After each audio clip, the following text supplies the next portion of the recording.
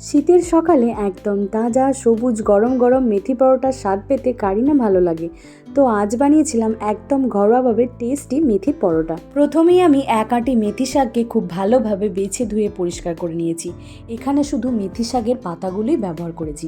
শাকগুলোকে একটু করে কেটে নিয়েছি, খুব বেশি কুচি করে কাটবো না, এতে পরোটায় শাকের তেতো ভাবটা চলে আসে। এরপর নিয়েছি 2 কাপ আটা আর 1 কাপ ময়দা। চাইলে অবশ্য এটা পুরো আটা বা পুরো ময়দাতেও কিন্তু করা যেতে পারে।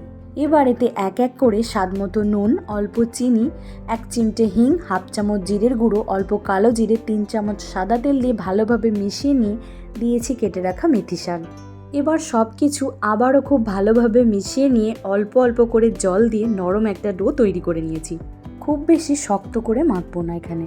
এবার ডোয়ের ওপর সামান্য তেল মাখিয়ে ঢাকনা দিয়ে 10 থেকে 15 মিনিট রেখে দেব। এতে করে পরোটা আরও সফট হবে। এবার ঢাকনা খুলে আরও 1 থেকে 2 মিনিট খুব ভালোভাবে মেখে নিয়েছি। তারপর ডোটা থেকে পরোটার জন্য মাঝারি সাইজের লেচি কেটে নিয়েছি। এবার সামান্য আটা ছড়িয়ে পরোটাগুলোকে একদম পাতলা করে বেলে নেব। গোল বা ত্রিকোণ যে যার পছন্দ মতো শেপ কিন্তু এখানে দিয়ে নিতে পারবে। এবার তাওয়া ভালো মতো গরম হয়ে গেলে পরোটাটা দিয়ে এক পাশ সেঁকে নিয়ে অন্য দিকটা উল্টে দিয়েছি সাদা তেল। এখানে চাইলে তোমরা তেলের পরিবর্তে ঘি বা বাটারও ব্যবহার করতে পারবে। ব্যাস, এই তো গরম গরম সুগন্ধি মেথি পরোটা একদম রেডি। দই, আচার বা আলুর তরকারি যে কোনো কিছুর সাথেই খেতে কিন্তু দারুণ লাগে। সেদিন আমি পরিবেশন করেছিলাম আলুর তরকারির সাথে, আর পরোটাগুলো হয়েও ছিল ভীষণ নরম। তো রেসিপিটা কেমন লাগলো আমাকে অবশ্যই কমেন্টে জানিও।